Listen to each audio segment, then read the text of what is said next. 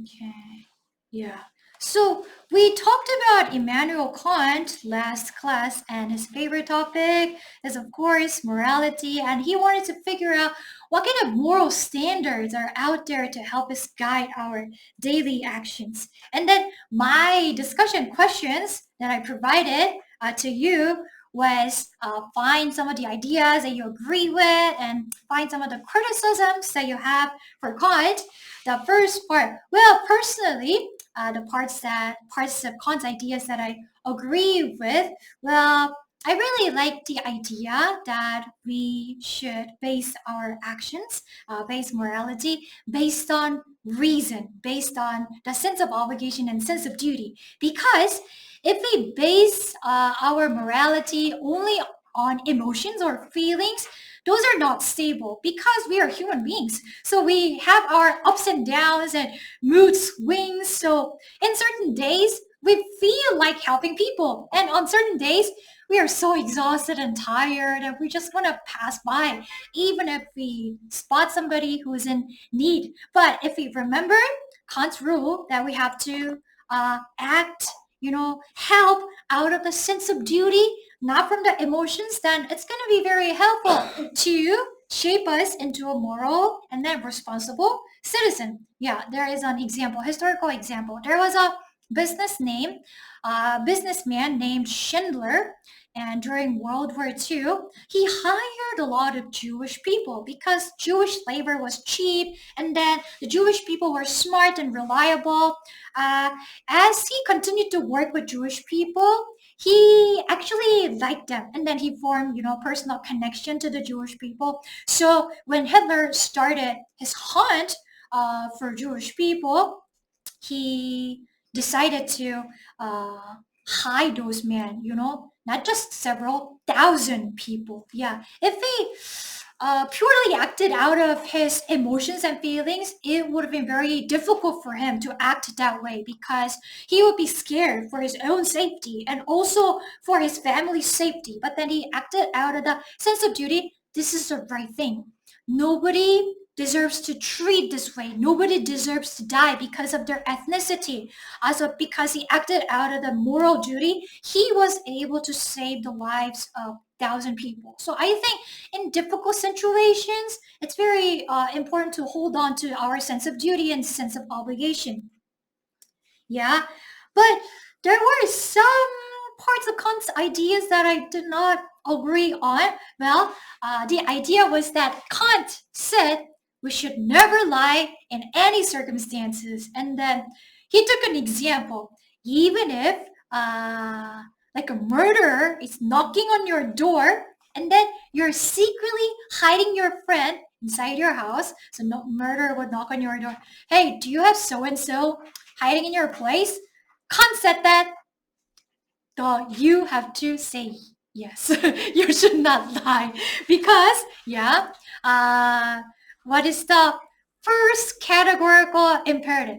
Tell me the first categorical imperative, everybody. Imagine a situation that everyone would copy your action because, like, we cannot survive in a world where everyone starts lying. So do not lie in any kind of circumstances. But I think we have to make certain exceptions. We could, bend the rule a little bit. Okay, we should not lie in all the circumstances, except when you are doing it not for yourself, but to save other people. Yeah, to save people's lives, then it's allowed. You're allowed to lie. Yeah, I think it's possible to bend the rule just a little bit, and then even if it's applied universally, it would not make the society crumble down or like thrown into chaos or anything. So I partly disagreed on that idea. Yeah. Okay. Another thing that I disagreed with Kant was that Kant said that morality has to be based only on reason. 이성적인 판단에만 근거해야 된다라고 했잖아. But I think our heart, our mind is made up of two parts. One is 이성 and what is the other thing, everybody? Feeling, 감정. We are like beings that are structured by two forces, 이성 and 감성.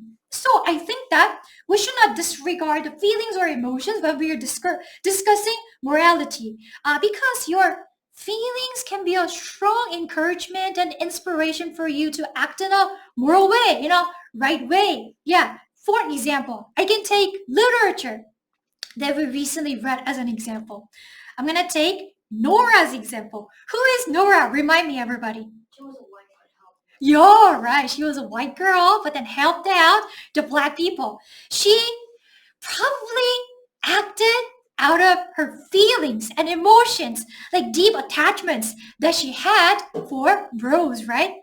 She's a little girl, so she probably didn't read Kant or anything, but she had those precious memories and strong feelings and warm hearts for Rose, and that became a great motivation for Nora to act in a right way. So I think our precious human feelings such as compassion and empathy, they can be strong sources of our morality. So I think we have to take emotions into account, and that we should cultivate those wonderful emotions because that help us become moral citizens and responsible citizens.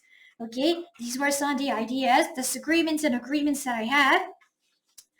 And then I'm going to continue with the novel. Yeah. And then your job is also to combine both ideas. Yeah. Okay. What's up? Oh, yeah, you can do only one. Yeah, but you have to fill 1 minute. Yeah, mix them or only do one. That is also fine. Okay, so somebody seems to be making an announcement at an auditorium, but then the students sitting there, they seem uncomfortable, a little bit worried and anxious. So what is going on basically here? Oh yeah, Jonas was skipped. So everybody is getting their assignment, but at Jonas' turn, the announcer, he suddenly skipped him. Yeah. And then what is the title that Jonas got, everybody? The receiver of the memory, right? Okay. How is this job different from other jobs? So what was the job that Fiona got, everybody? She was a caretaker of the old people. And then what was the job that Asher got? He was the director of recreation, right?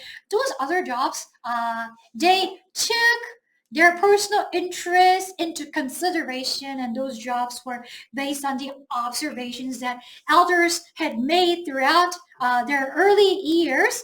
But this job actually did not take his personal interests into account. I mean, he had no interest about, storing memory, and then he did not even consider the possibility of becoming one. So that would be the one difference. And then other jobs, they can be done together, like in collaboration with other people. So you can learn from other people, and then you can work together, so you're not excluded. But for this job, it's very secretive. So when you go into the room, whatever that takes place inside that room, you're not supposed to share any of that with your friends or family. So it's a very lonesome, it's a very exclusive job. So that is the second difference. And then the weight of the responsibility is so heavy, because basically this job is about storing the memories of the entire humanity throughout all generations. So this is huge responsibility. So that's why this job is different and it's very unique. And then he's the only person who's getting the job. So it's kind of honorable, but causes a lot of anxiety and worry for Jonas, I think. Yeah. Okay. Oh yeah, and then there are two rules that you can break by being the receiver of the memory. What is the first rule? Well, you can lie. And then two, yeah, you may ask questions and you may be rude. And then he's so confused. Oh, I've been keeping those rules all my life, and then I thought that constituted morality of society, but why am I allowed to break them? And then he feels disturbed by that. Okay. And then if I were Jonas, would I be happy when I received a job or not? Well, the first sensation would be like a little confusion, maybe a little pride because Jonas is the only one who was chosen, who was set apart, and then everybody is clapping and then chanting his name, Jonas, Jonas. Yeah, so he could feel a little bit honored, but like after a little while, if I were him, I would feel nervous and anxious because the nature of the job has not been revealed. Nobody really knows exactly what the job entails. And then the elders explained that, hey, Jonas, there's going to be a lot of pain, unimaginable pain. You would have to endure through that. So I would feel very scared and worried. Also, not being able to share any of the job secrets with my family or friends, that's basically cutting me off from all the relationships that I had been enjoying in my life. So I would feel very lonely and excluded. So also, if you live an ordinary life, you can still hang out with your friends and family and then like talk and chat and whatever. Like it's very comfortable, right? But then if you become the receiver of the memory, you're gonna face the truth. But because of the truth, you're gonna be in so much pain and you're gonna experience so much loneliness because all these memories that the humanity has been holding, like memories of the war, memories of pain, memories of disasters, is gonna be like contained in my one little brain. It's gonna be like my brain might explode. So I would think that as a huge responsibility and burden. So personally, I wouldn't like it. Okay. All right.